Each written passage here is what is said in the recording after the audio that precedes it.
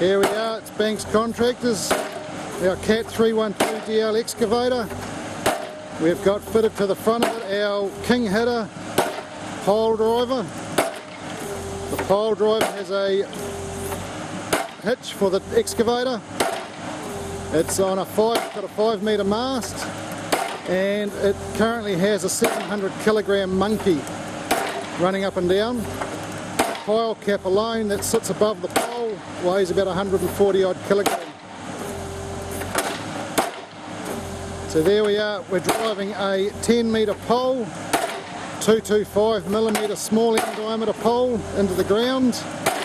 We've pre-drilled the hole about 4.5 metres, and then we've pitched the poles, and then we're coming through and then driving them down. There's an operator on the other side of the machine, just behind the boom. He's working the hammer.